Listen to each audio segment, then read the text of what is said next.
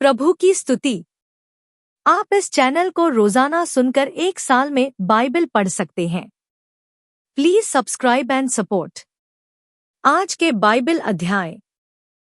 इज़रा की पुस्तक अध्याय 7।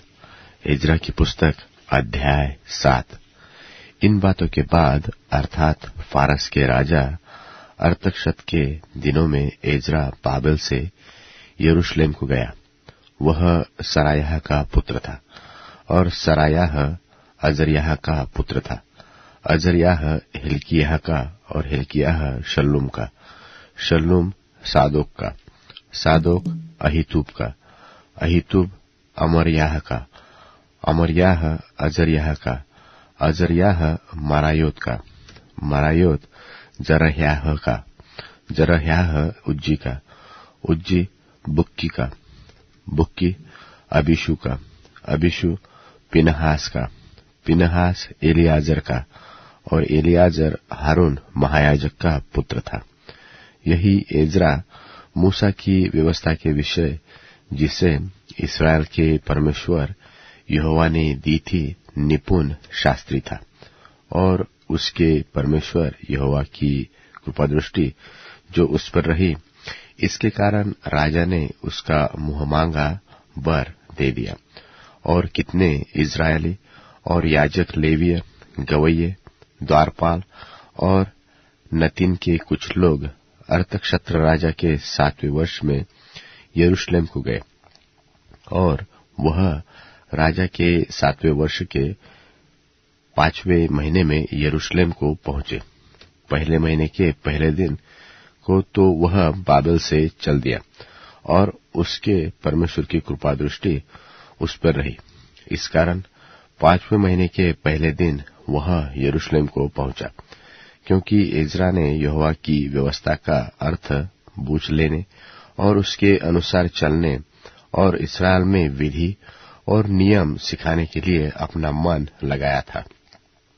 जो चिट्ठी राजा अरतक्षत्र ने इज़रा और याजक और शास्त्री को दी थी, जो यहोवा की आज्ञाओं के वचनों का और उसकी इस्राएलियों में चलाई हुई विधियों का शास्त्री था, उसकी नकल यह है।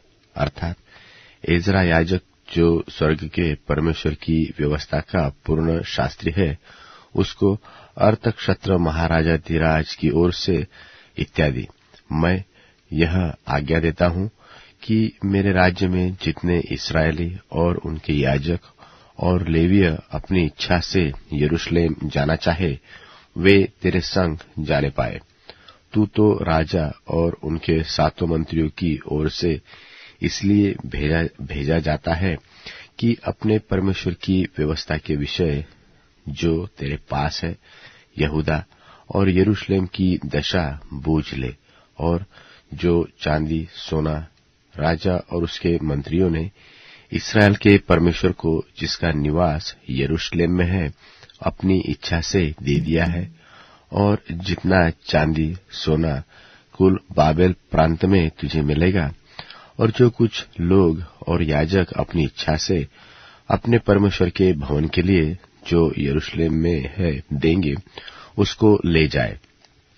इस कारण तू उस रुपये से फुर्ती के साथ बैल, मेंढे और मेमने, उनके योग्य बलि, अन्य बलि और अर्घ की वस्तु समेत मोल लेना और उस वेदी पर चढ़ाना जो तुम्हारे परमेश्वर के यरूशलेम वाले भवन में है। और जो चांदी सोना बचा रहे, उससे जो तुझे और तेरे भाइयों को उचित जान पड़े, वही अपने परमेश्वर की इच्छा के अनुसार करना।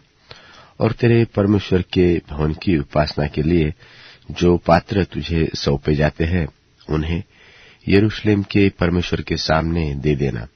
और इनसे अधिक जो कुछ तुझे अपने परमेश्वर के भवन के लिए आवश्यक जानकर देना पड़े, वह राज खजाने में से दे देना। मैं अरतक्षत्र राजा यह आज्ञा देता हूं कि तुम महानद के पार के सब खजांचियों से जो कुछ इज़रा याजक, जो स्वर्ग के परमेश्वर की व्यवस्था का शास्त्री है, तुम लोगों से चाहे वह फुर्ती के साथ किया जाए, अर्थात 100 किक्कार तक चांदी, 100 कोर तक गेहूं, 100 बत तक दाखमधु, 100 बत तक तेल और नमक जितना चाहिए उतना दिया जाए।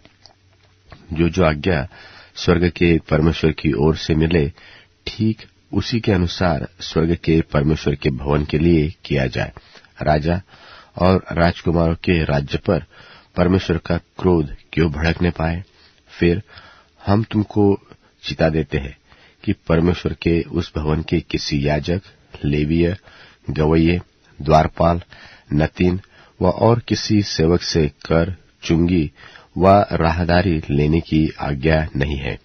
फिर हे इज़रा, तेरे परमेश्वर से मिली हुई बुद्धि के अनुसार जो तुझ में है, न्यायियों और विचार करने वालों को नियुक्त कर, जो महानद के पार रहने वाले उन सब लोगों में जो तेरे परमेश्वर की व्यवस्था जानते हो न्याय किया करे, और जो उन्हें न जानते हो उनको तुम सिखाया करो।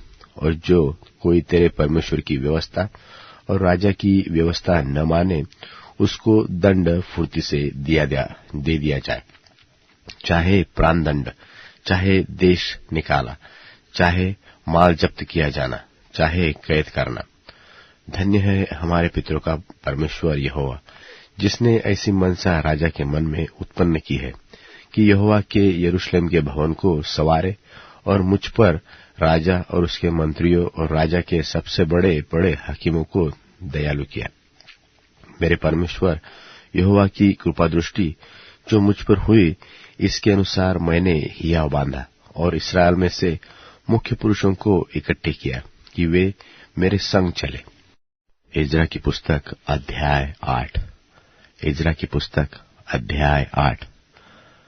उनके पूर्वजों के घरानों के मुख्य मुख्य पुरुष ये हैं, जो लोग राजा अर्थक्षेत्र के राज्य में बाबेल से मेरे संग यरूशलेम को गए।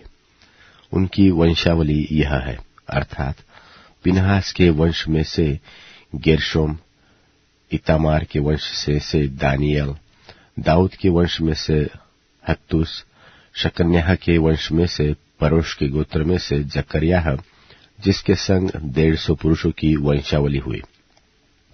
पहत-मोआब के वंश में से जरयाह का पुत्र एलीहोएल नए, जिसके संग 200 पुरुष थे। शकन्याह के वंश में से यहजीएल का पुत्र, जिसके संग 300 पुरुष थे। आदीन के वंश में से योनातान का पुत्र एबेद, जिसके संग 50 पुरुष थे। एलाम के वंश में से अतल्याह का पुत्र यशायाह, जिसके संग 70 पुरुष थे। शपत्याह के वंश में से मिकाएल का पुत्र जबद्याह, जिसके संग 80 पुरुष थे। योआब के वंश में से यहीएल का पुत्र ओबद्याह, जिसके संग 218 पुरुष थे। शलोमती के वंश में से योसिप्याह का पुत्र, जिसके संग 160 पुरुष थे।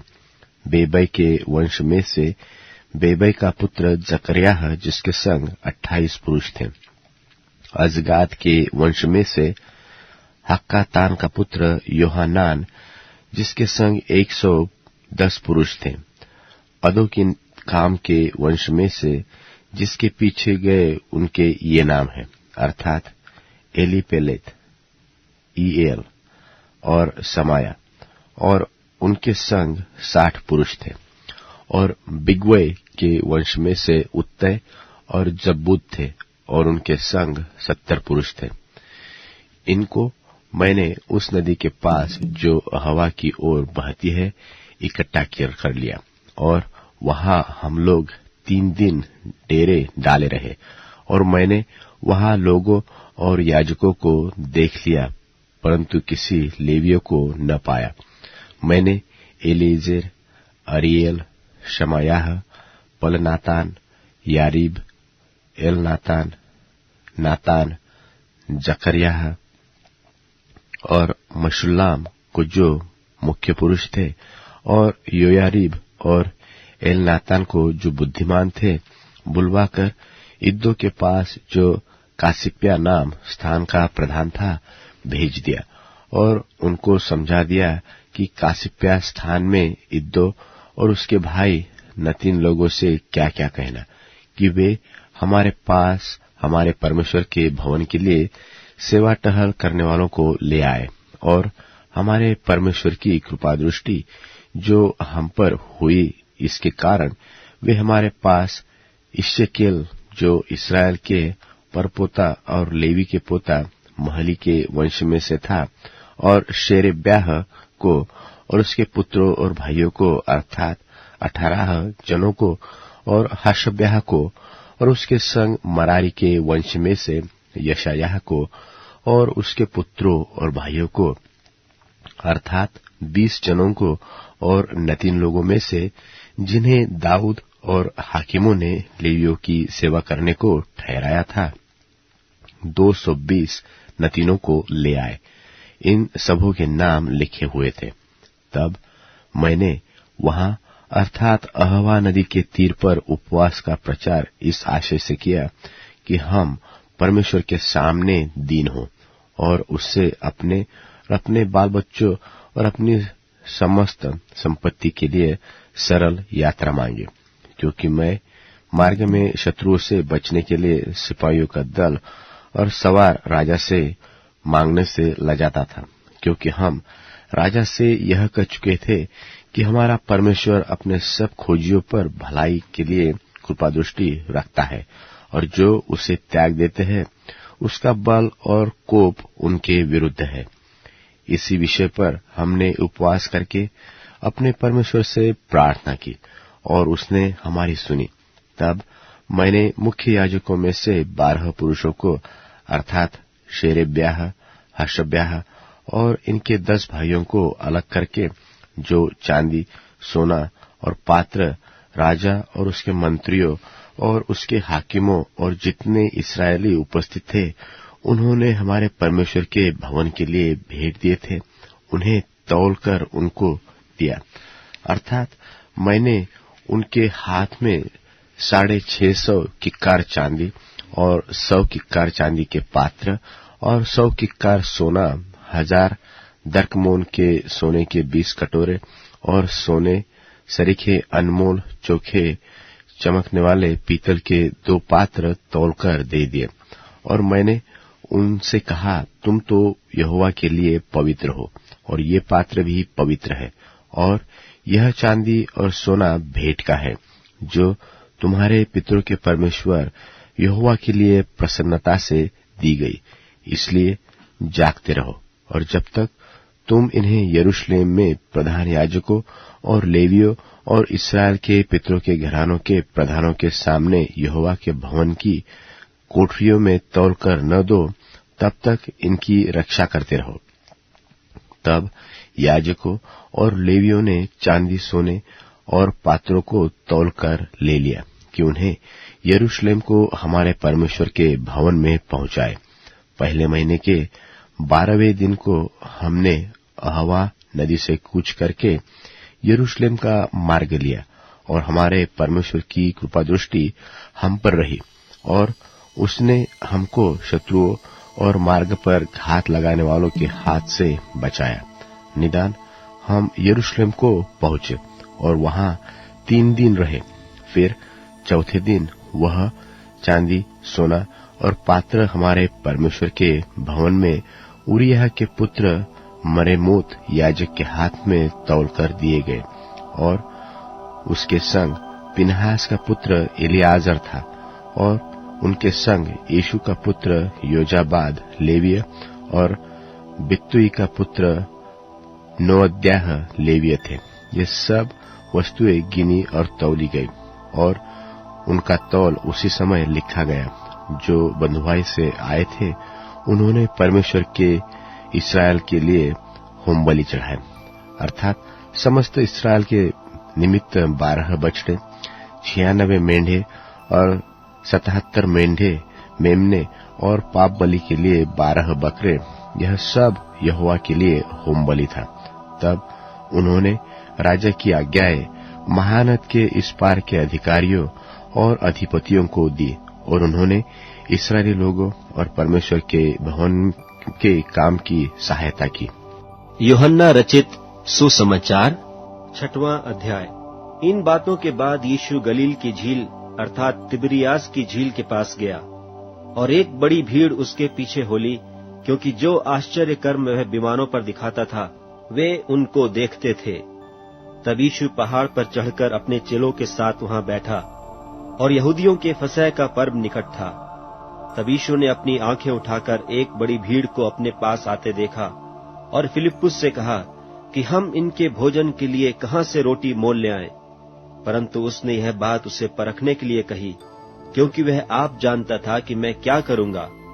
फिलिप्पुस ने उसको उत्तर दिया कि 200 दिनार की रोटी उनके लिए पूरी भी न होगी, कि उनमें से हर एक को थोड़ी थोड़ी मिल जाए। उसके चेलों में से शमौन पतरस के भाई अंद्रियास ने उससे कहा, यहाँ एक लड़का है जिसके पास जव की 5 रोटी और 2 मछलियां हैं, परंतु इतने लोगों के लिए वे क्या हैं? यीशु ने कहा कि लोगों को बैठा दो। उस जगह बहुत घास थी। तब वे लोग जो गिनती में लगभग 5000 के थे बैठ गए। तब यीशु ने रोटियां ली और धन्यवाद करके बैठने वालों को बांट दी, और वैसे ही मछलियों में से जितने वे चाहते थे बांट दिया। जब वे खाकर तृप्त हो गए तो उसने अपने चेलों से कहा कि बचे हुए टुकड़े बटोर लो, कि कुछ फेंका न जाए। सो उन्होंने बटोरा, और जव की 5 रोटियों के टुकड़े जो खाने वालों से बच रहे थे उनकी 12 टोकरियां भरी।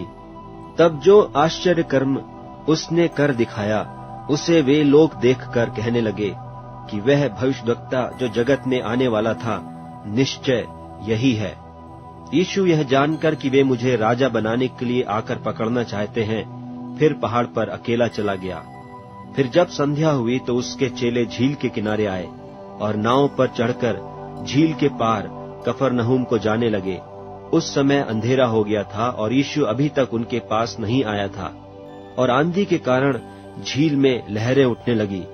सो जब वे खेते खेते 3-4 मील के लगभग निकल गए तो उन्होंने यीशु को झील पर चलते और नाव के निकट आते देखा और डर गए।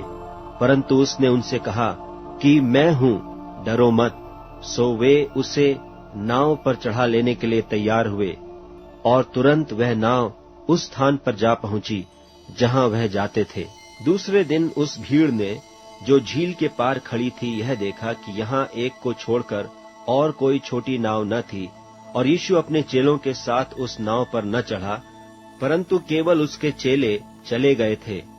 तो भी और छोटी नावें तिबिरियास से उस जगह के निकट आईं जहां उन्होंने प्रभु के धन्यवाद करने के बाद रोटी खाई थी।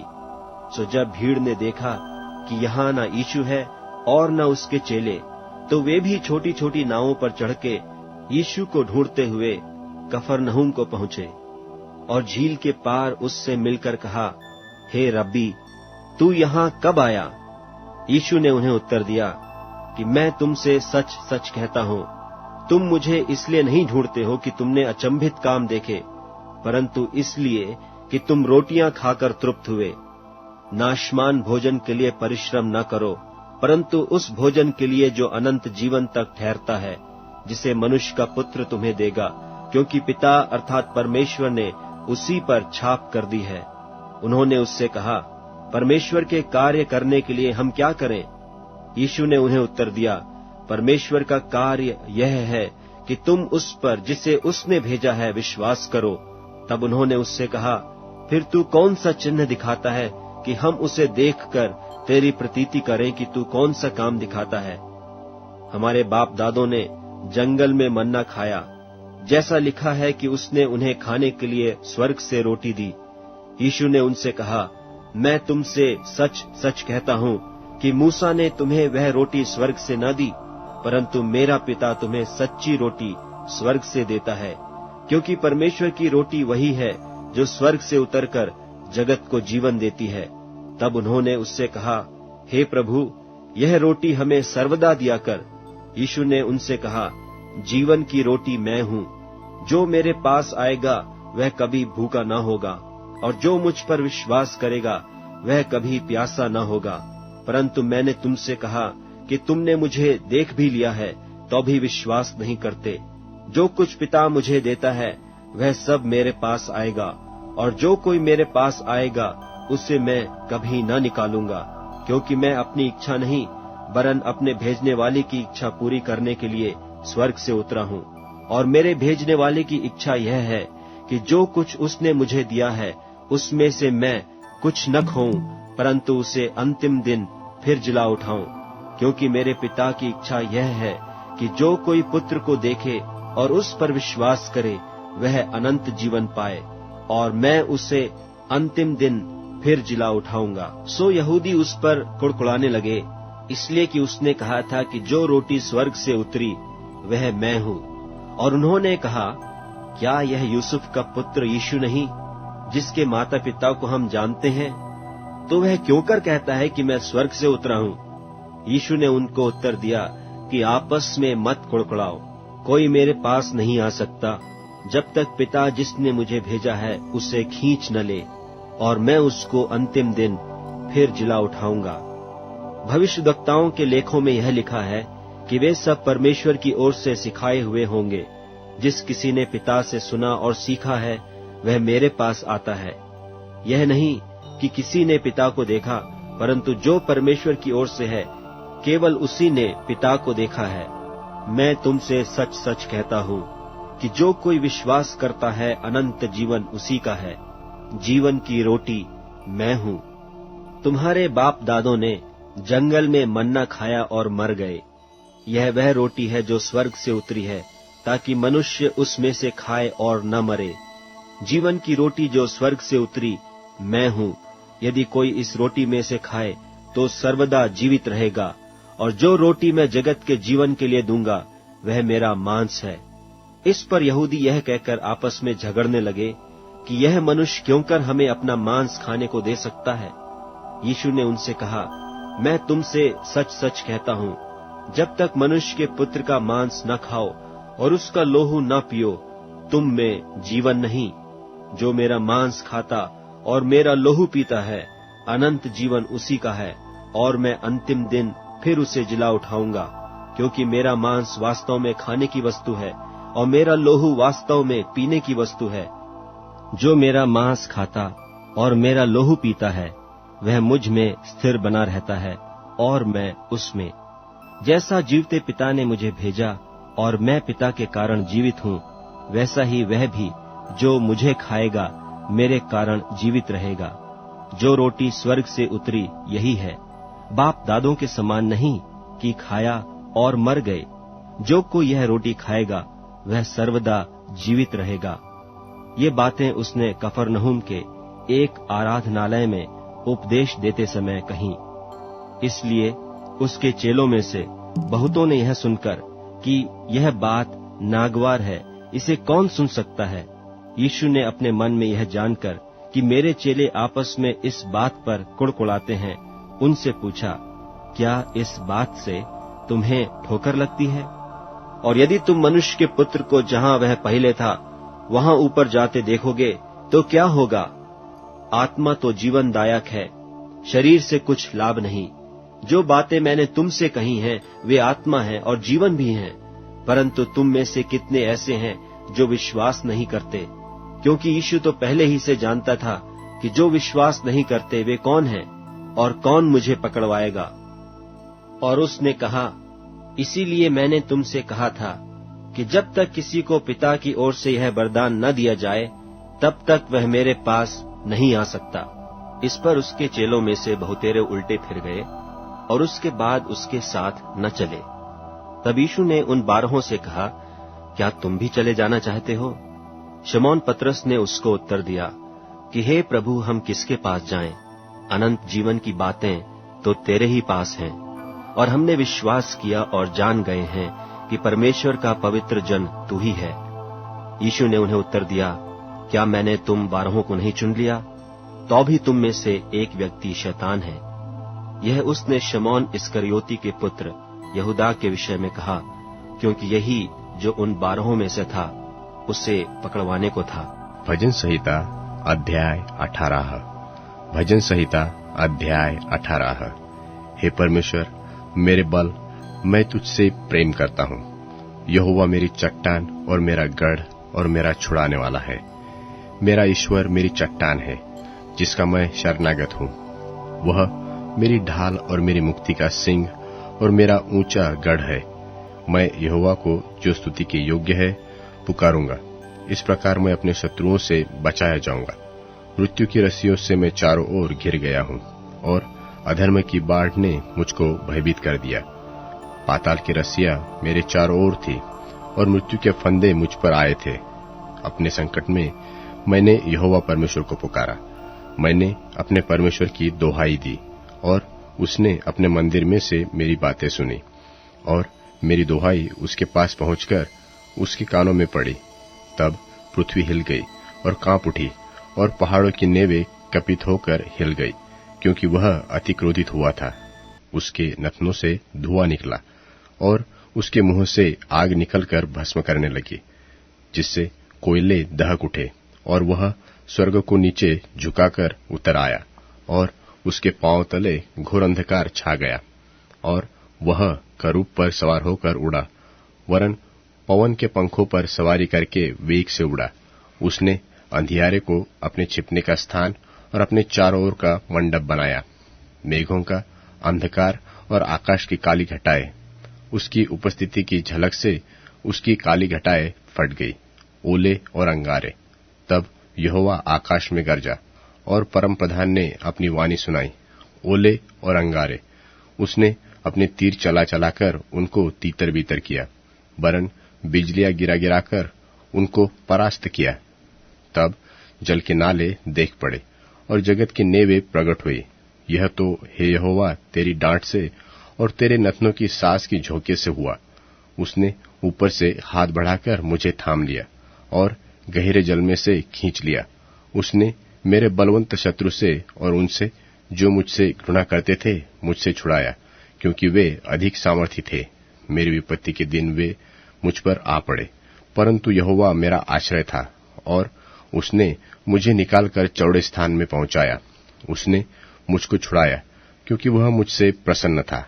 यहोवा ने मुझसे मेरे धर्म के अनुसार व्यवहार किया, और मेरे हाथों की शुद्धता के अनुसार उसने मुझे बदला दिया, क्योंकि मैं यहोवा के मार्ग पर चलता रहा, और दुष्टता के कारण अपने परमेश्वर से दूर न हुआ, क्योंकि उसके सारे निर्णय मेरे सन्मुख बने रहे, और मैंने उसकी विधियों को न त्यागा, और मैं उसके सन्मुख सिद्ध बना रहा, और अधर्म से अपने को बचाता रहा।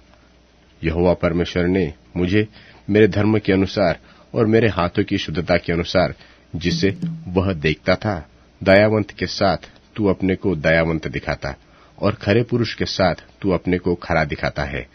शुद्ध के साथ तू अपने आप को शुद्ध दिखाता है, और टेढ़े के साथ तू तिरछा बनता है, क्योंकि तू दीन लोगों को तो बचाता है, परंतु घमंड भरी आंखों को नीची करता है, इसलिए कि तू ही मेरे दीपक को जलाता है। मेरा यहोवा परमेश्वर मेरे अंधियारे को उजियाला कर देता है, क्योंकि तेरी सहायता से मैं सेना पर धावा करता हूँ, और अपने परमेश्वर की सहायता से शहर पनाह को लांघ जाता हूँ। परमेश्वर का मार्ग सच्चाई, यहोवा का वचन ताया हुआ है। वह अपने सब शरणागतों की ढाल है। यहोवा को छोड़ क्या कोई परमेश्वर है? हमारे परमेश्वर को छोड़ क्या और कोई चट्टान है? यह वही ईश्वर है जो सामर्थ्य में मेरी कटिबंध बांधता है और मेरे मार्ग को सिद्ध करता है। वही मेरे पैरों को हरणियों के पैर के समान बनाता है और मुझे मेरे ऊंचे स्थानों पर खड़ा करता है। वह मेरे हाथों को युद्ध करना सिखाता है, इसलिए मेरी बाहों से पीतल का धनुष झुक जाता है। तूने मुझको अपनी बचाव की ढाल दी है। मुझे तू अपने दाहिने हाथ से मुझे संभाले हुए है। मुझे और तेरी नम्रता ने महत्व दिया है। तूने मेरे पैरों के नीचे स्थान चौड़ा कर दिया और मेरे पैर नहीं फिसले। मैं अपने शत्रुओं का पीछा करके उन्हें पकड़ लूंगा और जब तक उनका अंत न करूं तब तक न लौटूंगा। मैंने उन्हें ऐसा बेंधूंगा कि वे उठ न सकेंगे। वे मेरे पांव के नीचे गिर पड़ेंगे, क्योंकि तूने युद्ध के लिए मेरी कमर में शक्ति और पटुका बांधा है और मेरे विरोधियों को मेरे सन्मुख नीचा कर दिया। और तूने मेरे शत्रुओं की पीठ मेरी ओर फेर दी, ताकि मैं उनको काट डालूं जो मुझसे द्वेष रखते हैं। उन्होंने दोहाई तो दी, परंतु उन्हें कोई भी बचाने वाला न मिला। उन्होंने यहोवा की भी दोहाई दी, परंतु उसने भी उनको उत्तर न दिया। तब मैंने उनको कूट कूट कर पवन से उड़ाई हुई धूलि के समान कर दिया। मैंने उनको गली कूचों की कीचड़ के समान निकाल फेंका। तूने मुझे प्रजा के झगड़ों से भी छुड़ाया। तूने मुझे अन्य जातियों का प्रधान बनाया है।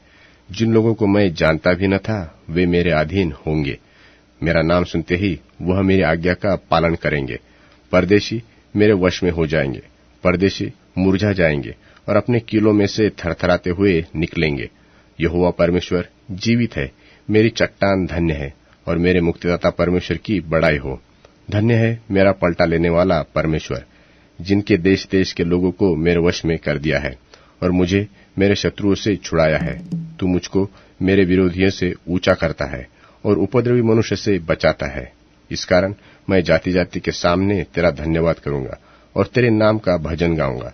वह अपने ठहराए हुए राजा का बड़ा उद्धार करता है। वह अपने अभिषिक्त दाऊद पर और उसके वंश पर युगानुयुग करुणा करता रहेगा। अब Amazon music, tune in, Spotify और YouTube म्यूजिक में उपलब्ध है। Please follow it.